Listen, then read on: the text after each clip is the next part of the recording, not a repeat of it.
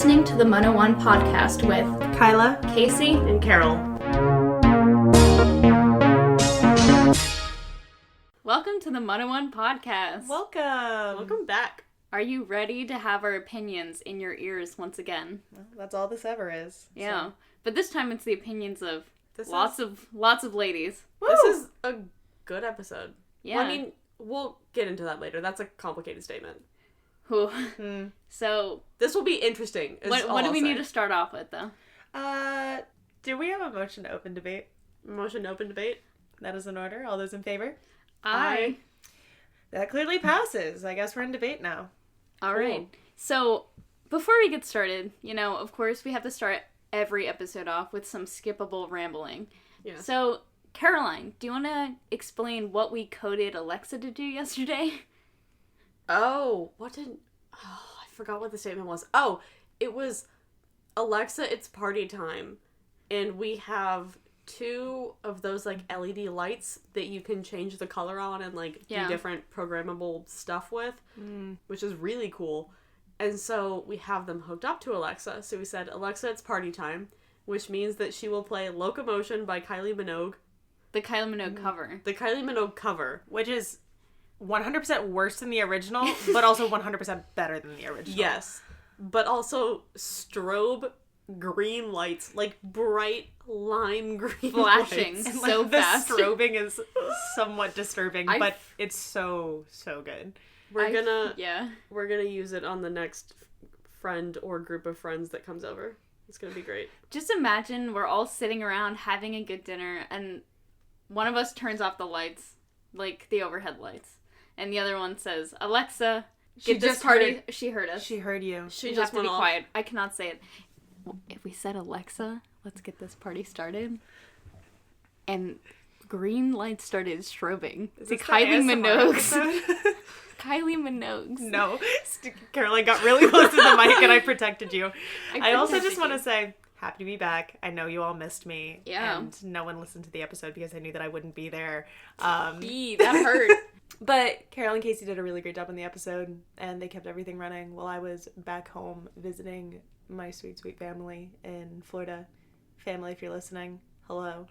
Suzanne, thank you for all of your constructive criticism about our audio and the fact that we should stop affirming each other when we talk because it's distracting. I'm sorry. It's such a habit. No, it is. I think we've gotten better, though. No, and that stuff actually is really helpful. Yeah, it's gotten better. If you have nice things to say that will help us, let us know. If you have things to say that won't help us, keep your mouth shut.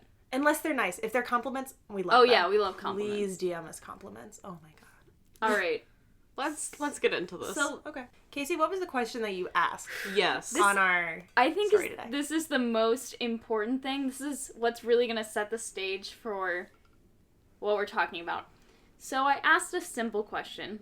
Women of MUN, do you have stories to share about what being a woman in MUN is like? So I just asked, what's it like, Nothing to sway, good or bad. I think we had probably, 12 to 15 responses? Probably, yeah. Through DMs and the sticker. 95% were stories about sexism in Model UN and just bad things. Yeah. If not more than that, honestly. Yeah. I think only one response was completely good. Yeah. One. So, I don't know. It is really disheartening, and that's why when I said this is going to be a good episode, I didn't mean good, wholesome content. I meant good, it's a good thing to talk about because it's important, but at the same time, it really sucks for me to see that other people have also had, and not that it's shocking, I know that this is a pervasive thing that goes on the circuit, regardless of where you are, but it's really disheartening to see that so many other women have had this same exact, discrimination, bordering on harassment, sometimes not even bordering on harassment, just straight up harassment issue. Well, okay. And I 100% agree with all of that, and it's really disappointing to see all of that. But I want to go ahead and clarify a few things because of some responses that we got. By us saying that women face challenges in MUN, we're not saying that women are weaker in MUN. At all. Absolutely not. That is not something that we're saying. Women are just as strong as men, if not stronger, because we them have to gaveling put up with all of this time. stuff. Yes. And there are fantastic women delegates, women chairs, women sec gens. Like, women run conferences and compete at the exact same level, and no one is disputing that. And also, if you're a woman on the circuit who hasn't faced any discrimination, that's great. And I hope that that continues for you. Mm-hmm. And we're not discrediting anybody's experiences based upon that. Like, it's not a competition about who's had it worse or who's had it better. We're just trying to bring light to an issue that a lot of people have faced. And, you know, try and garner support and awareness for that, so men and women alike can start working against these sort of actions and create an environment that's better for everybody. Being aware, Exactly. I think, is very important. Yeah, and lest you think this entire episode is going to be us just bringing up stories individually or anecdotes of discrimination on the circuit, you know, we're going to go into more of the positive aspects of being a woman in MUN and ways that men can be allies for women in MUN and things other than just anecdotes. So it's not like we're going to be bringing up these things and then just not answering or what we think could be done better. Yeah. But to start off, definitely, we're going to be sharing some of the stories that you guys shared, some of the stories we've seen. So as typical, I think we'll go around and maybe talk about our personal experiences and what we've seen ourselves. And then we can kind of go into, there was a lot of overarching themes with the responses we got. So we've kind of lumped them into a couple categories, and we'll share anecdotes from multiple people for each group that we had. So, Kyla, did you want to start with some of the stuff you've seen on the circuit or you might have experienced yourself? Sure. I'll talk about this a little bit from both the conference management side and also from the delegate side. So starting from the delegate side, you know, you see a lot of the same sort of stuff, where it's the boys club concept, where especially during war games or any sort of military committee, men tend to form a block, and there are absolutely no women involved in that. They are just involved as signatories.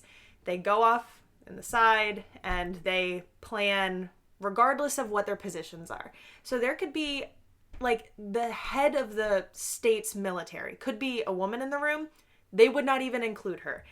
They could be like low-level paupers, and they're just like, we are in charge of the military now because we are boys. And I hate that, because it's non-cooperative. It's not in the spirit of MUN. It doesn't make any sense. And I understand you make your friends in committee and you want to work with them, and nobody's telling you to not do that. But if you look around you and you see that your group is only one gender, maybe we reach out. Maybe we talk to people. I don't know. The most recent example of this is, I'm not going to call it the conference or the committee or the delegate or anything, but at a recent conference that I went to, there was a guy in there who was insane power del and was, you know, taking people off of the sponsors list, strong-arming girls out of their directives, trying to get his directive to pass over theirs. And when the chair would ask to merge, he would say, oh, we'll merge, and then basically throw her directive aside and say, hey, I'm introducing this as both of ours, even though that's not at all how it works. And thankfully at that conference, the staff came in and asked for feedback, and people happened to bring it up and were like, hey, this in front of the delegate? I wasn't in the room when it happened because I was preoccupied with some other crisis stuff, but he might have also been out of the room during that point. I'm not 100% sure, but I do know that it was communicated to conference staff that this delegate was out of hand. And if you had been in that room, you would have seen him as one of the front runners for awards. And, you know, because he was a power del. But after the staff heard that, they reacted, and he did not get an award at all. He had to have been disqualified. And I think he was disqualified. I mean, of course, they didn't tell us that because they're not going to, you know, spill people's business.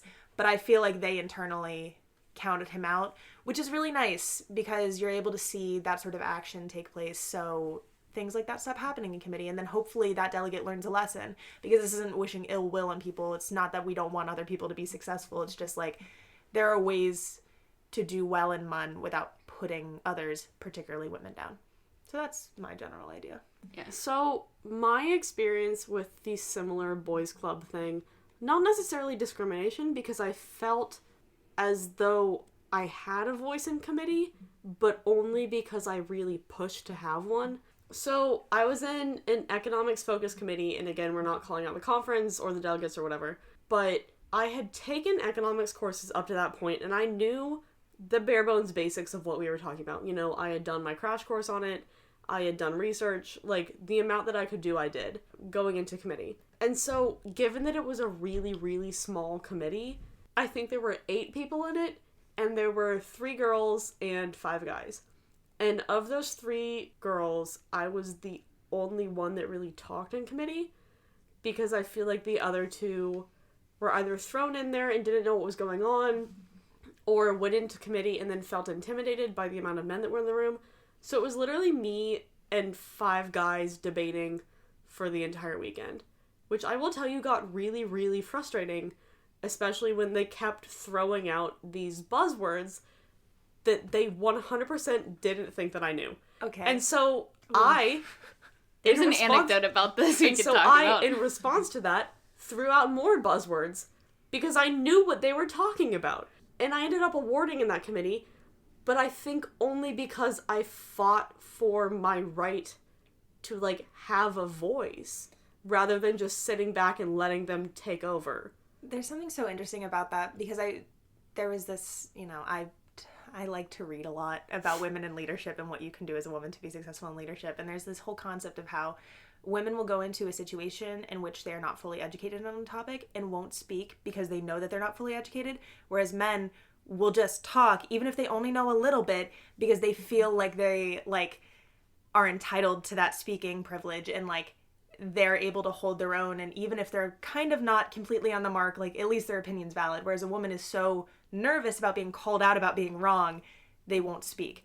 And it's really great that you were able to fight against that and were speaking up and fighting for that, because I think that's a hard barrier to get over, especially if you're in the minority. No, and there was a guy in that committee who definitely was probably on the same level as I was, like, with knowledge about the topic. You know, where he wasn't an expert, but he was also not completely, you know... He wasn't lost. Yeah, he wasn't lost. Like, he knew what was going on. But right out of the gate, he definitely spoke more than I did. And made the exact same points that I did, and kind of felt, you know, entitled to having that voice, which I thought was a little odd. And so that's not to say that, you know, obviously what I experienced was one of the more, like, far more minor forms of discrimination. Like, I wasn't inappropriately touched or, like, called names or stuff like that. But it's still one of those tiny things that's there that some people don't necessarily notice.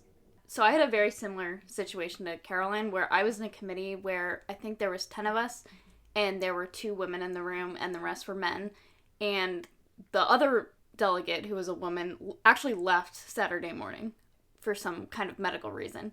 So it was just me and, 8 other guys in the room, and during unmods, I had kind of formed into what was the most powerful block in the room, the kind of block that was leading everybody else along. And every time I would try to voice my opinion, there was a delegate who, every time I spoke, would scream over me. And mind you, this is a small room, so we're all just kind of huddled around speaking. He would scream over me until I stopped. So it was like a block of 3. And the other time the male delegate in the block of 3 would speak, he would listen to him and then have a conversation with him. But every time I would speak, he would scream over me. So I got so fed up with it that I turned to him and I said, "Can you stop interrupting me when I'm trying to speak during an unmod? That is extremely rude, especially when you listen to," and I inserted the other male delegate's name, and he shut his mouth for the rest of the unmod and went away. Good. But that's probably the most blatant experience I've had, where it's just frustrating that, you know, I understand if you're trying to be competitive and you're trying to do things, and I'm not faulting a man for trying to, you know, speak his mind when I'm trying to speak mine, but give us an equal chance to do that, because it's rude that you're giving someone else the time of day who basically is working alongside me, that you should give me the equal time of day to listen to as well. And something I see within myself is I always feel like when I go into a room, and I don't know if you too feel like this, and you're trying to go in and you're trying to be a powerful delegate in the room, like, you have to prove yourself. The competition that, like, is, like, a don't, big thing. Don't worry, I'm smart, I'm competent, like, you can trust me as a woman. Like, you have to prove yourself. Mm-hmm. And sometimes you feel like you go in and you think, okay, well, it's gonna be me against this male power delegate, basically. Mm-hmm.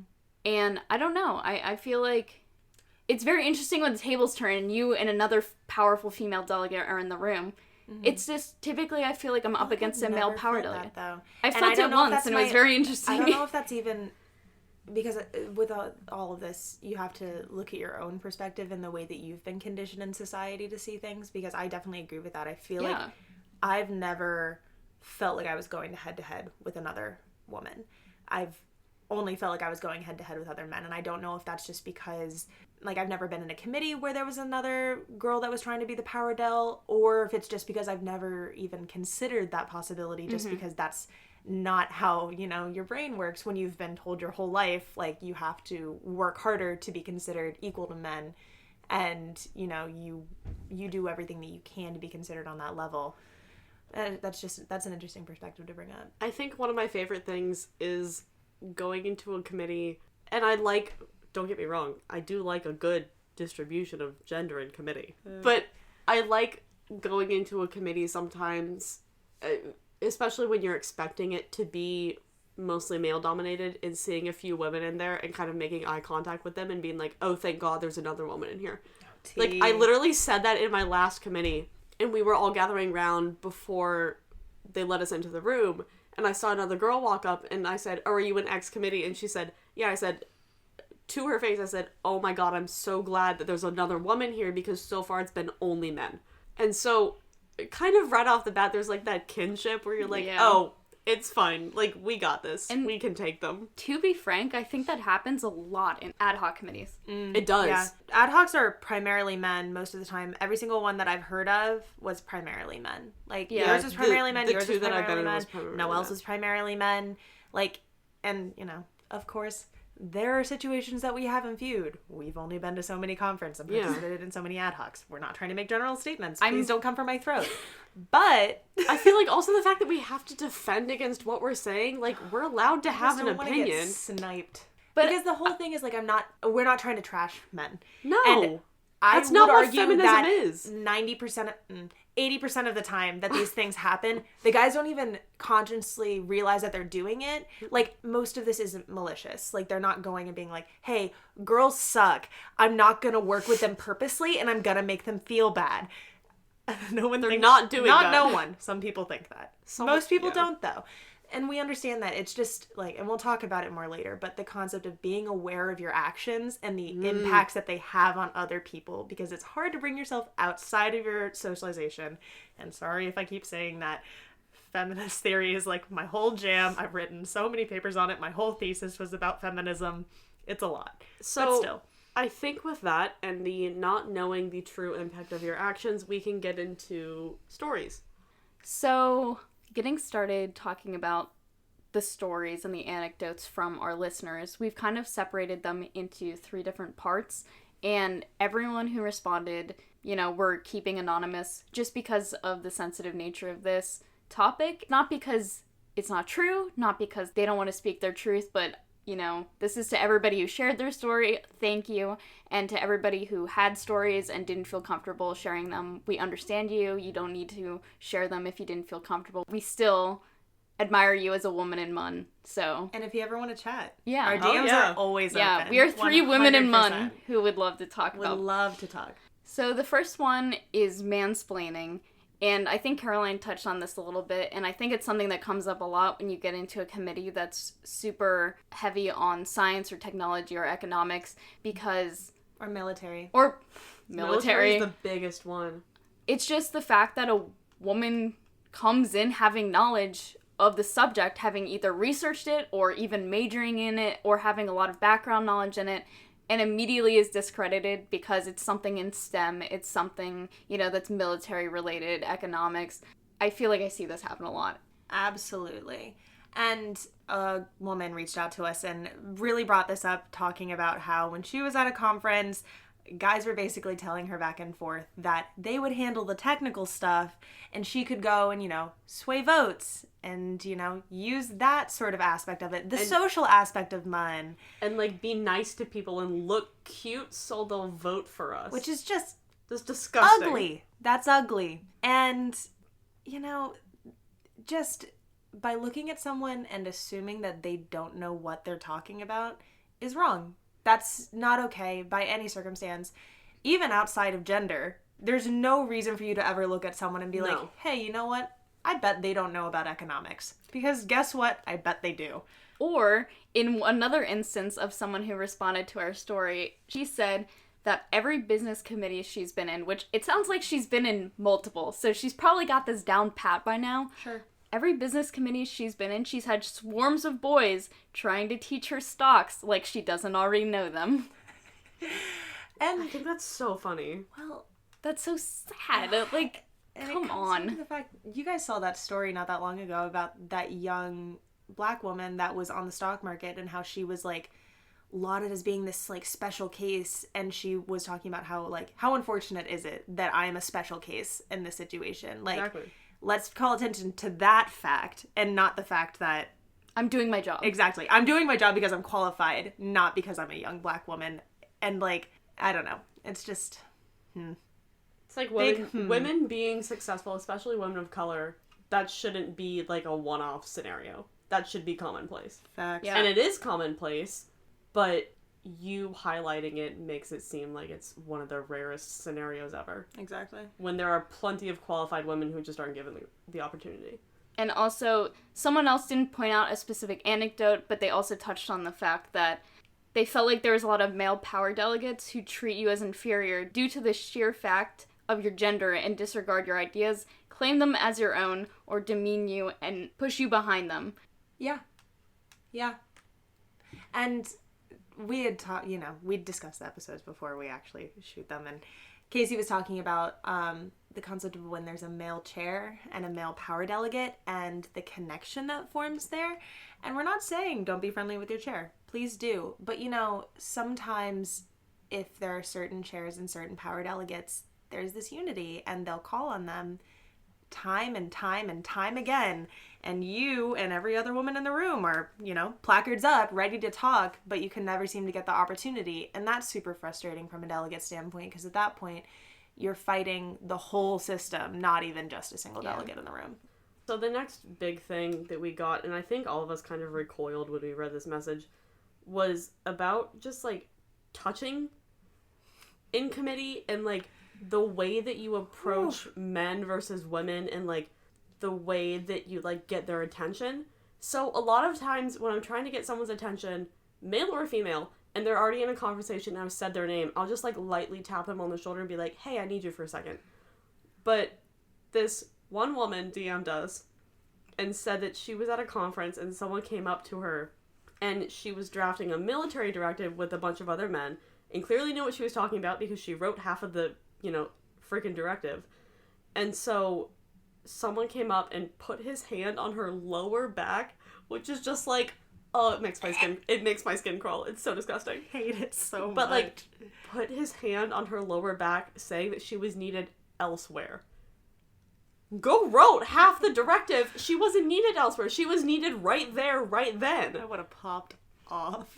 Like, and she even brought up that if she was a male delegate, she would have never been touched that way. No. But it's just because she was a woman. Imagine a male delegate going up to another male delegate and touching them in the lower back. That's inappropriate. It's so inappropriate. And it's just... Not even, like... It's not professional. No. Why would you ever do that to It's somebody? not. It's just... As a rule of thumb, don't touch people when they're not expressing that it's okay for you to touch them. That's weird and not okay. And especially if you're walking past a woman or trying to get a woman's attention, my God. Don't put your hand on their lower back. Don't, That's so graze up against them. Just don't. Don't touch people, because if you wouldn't do it to, and, we could even say the gender that you're not attracted to. If you wouldn't do it to them, don't do it to the gender that you are attracted to. No. Because it's not okay. It's not that the standard's When changed. you're walking past me, there is no need to say anything or do anything other than say, excuse me. Mm-hmm. If you say, excuse me, I hear you, and I will move. Yep. You don't need to touch me. You don't need to put your hands on my waist and move me out of the way. I swear to God that has happened before. Oh, yeah. And I almost decked him. Shoulder touch at most. Yeah. If I'm not Seriously. listening to you and you just want to go, Yeah. hey, touch, A tap. great, cool, Not whatever. not like a caress. Literally Don't just caress a tap. me. Yeah, and there are other people who alluded to the fact that there has also been sexual harassment that they've seen on the circuit without going into further detail. And so if you want to read more on the problems of, sexual harassment, you can go to Best Delegate recently had a couple articles about women sharing anecdotes. This one girl did a testimony that was very so disheartening. Powerful. I think it's great that people are talking about it, but it is such a shame that it's so commonplace. Yeah. It's great people are speaking up about also, this. That goes with life. Y'all writing notes that are sexually explicit. Yes. Don't, like, if you are a male and your wife, like, committee position wife is a woman, that doesn't give you an excuse to write her weird notes. Also, don't write notes to your fellow bros talking about, like, who's hot in the room. It's disrespectful and wrong. Pay attention to what you're there to do. That's just mind your business. I hate that so much. And if you're there at a social, maybe be there to get to know other delegates, not to just hit on girls. That's just my opinion. Recently, I was in a committee where I totally forgot about this, but the delegate sitting across from me kept throwing me notes. And, I would respond to them, throw them back. And then he started winking at me in committee. And I was like, this is not something I'm comfortable with. But the fact is, I'm sitting across from him the entire weekend. And to speak to the notes thing you said, that is a huge problem that delegates are writing inappropriate notes. And, not to get too far into it, but also be aware of if you write notes that are inappropriate in committee and your chair finds them on the ground, they're going to know that you wrote that, and they're going to know that you're writing inappropriate things in committee. And that is something that does impact what they think of you and how they think of you for awards, because I have been that chair. All right, I've been on that dais finding inappropriate notes on the floor, and just not good. Not good. And not to say that this is just a collegiate thing that happens. This has happened at our high school conference. That is what I was referring to. High school delegates. All of this still applies to you. Like, get your habits right now. So when you go to college, you will be a better delegate for it. People will respect you more, and you will be more successful on the circuit. I can guarantee it. Misogyny does not aid you in any way. No. And I think we've touched on this a little bit already, but the last thing we've kind of split things into is the boys club. So we've kind of touched on this with the boys club, sometimes between a chair and a delegate, but also the huge thing of boys form massive blocks of voting, and that can be very impactful in committee. And maybe it is historically accurate, but it's so frustrating to have people be against you for the only reason being that they are afraid of you being a powerful female in the room. Or coming up to you and trying to talk bad about another female delegate to gain favor with you. Yes, someone else mentioned that in the DMs. Like, the concept of the "you're not like other girls" trope is super annoying, and if you're a woman and you're on the receiving end of that, shut it down, because there's no benefit to you if a guy comes up to you and is like, oh, like, thank God you're competent, like all these other girls, like, they're just over there doing whatever. No, that's not an okay thing. And she was talking about how uncomfortable that is to just have a man come up to you and be like, oh, all of these girls are so weak. It's great that you can stand up for yourself. Just like, I don't even know the motivation behind saying something like that. Like, what are you trying to do? But it's just ugly. Okay, and I didn't even get that, because there are weak delegates who are women and men. There are strong delegates and powerful delegates who are women and men. Yeah. And just to assume someone's going to be a type of delegate, I have fallen prey to myself of, you sit down in committee for the first time and you think in your head, all right, who's the competition? Who am I going to have to, really push against here to do well in this committee? And I've found myself making assessments of people that have turned out to be completely wrong. Like, I completely overestimated someone or completely underestimated someone. Absolutely. And that's something people need to be really aware of. That doesn't just carry over to, assessing the competition. That carries over to your assessment of women versus men in general. So I think that's something that people need to be aware of. No, for sure. And I think at this point we can kind of transition away from all of the, listener feedback, which, again, thank you to everybody who responded. It does mean a lot to us, and it's really great to have people everyone has similar stories, and it's nice to be able to feel like you're not crazy when these things are happening to you. But we kind of wanted to talk a little bit about advice for both men and women about how we can work against these things, because I think we all agree that this is not something that we want to see continue happening. And I'll start off by saying my one advice for men, as I kind of already said, is just to be aware, because I don't think that most of you are trying to do these things. And some of the best guys that I know who are like very active feminists will do things sometimes that they don't even realize is wrong. And if someone calls you out, be receptive. Be understanding, and just try to look around you and see, am I actively supporting women? Am I actively including the women that should be included in this, in it? Just putting that first foot forward will really help bring women to a stage of equality in all stages of life, but especially in WoMUN. I think my advice would be for both. This is an easy thing to say, but not necessarily an easy thing to put into practice, is amplifying women's voices, even if they don't necessarily have something that you agree with. Women and men can do this, especially men. If you hear a woman kind of being shut down with an opinion that you think is valid, or you think that is valid opposition, bring it up. Say, as X delegate said that I think is a very valid point that we should address, here's my solution. Instead of just calling them out and saying, well, I see that, so-and-so is in opposition to this. Here's why she's not competent. Mm-hmm. You can put a positive spin on most things without compromising your situation as a delegate. Yeah. And I think my advice would be make yourself an ally, because, to be honest, I've worked with a lot of great guys on the circuit who have, worked alongside me, made sure that both our voices were being heard, and that, team players. Team players. I think be a team player, because if you're stepping up as a man and you're making sure that you're working alongside women and you're not shutting them down, and this is not to say that you have to amplify every single woman's voice, because, it's a competition, but make sure that you're doing it in a way that aligns with committee, not just, I don't want to listen to her because she's a woman. Mm-hmm. Make sure that you are being fair with your judgments and how you are posing yourself in committee.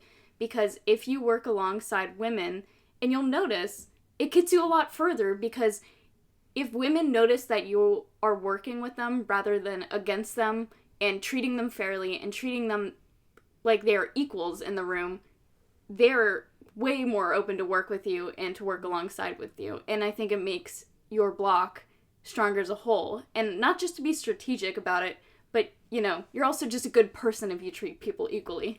Exactly. And, it's really helpful when a strong male power del will ally with a woman, because then it shows it's like all of the other right male there. dels, hey, this is how we're going to treat women in this committee. And it sets the standard. So if you are a really accomplished delegate, start implementing these things. Start allying with women. And no one's saying treat women specially, or, go out of your way and coddle people or whatever. It's still a competition. We 100% agree with that, and we love that competition. That is why women do MUN. The same reason why men do MUN, because we like to debate and we like the competition. But as Casey said, don't make that competition about gender, because it should have nothing to do with that at all. It should have everything to do with the debate, the position, and the research. Yeah. And also, if you see people being misogynistic or anything of the sort, and you wonder, per se, how you can help and how you can be an ally, don't just sit there and think, oh, I don't want to ask these questions. Ask questions, because I can guarantee you that every woman in that committee has probably already noticed it, has probably already talked to the other women in committee about it, and wants to bring it up, but doesn't want to be that delegate.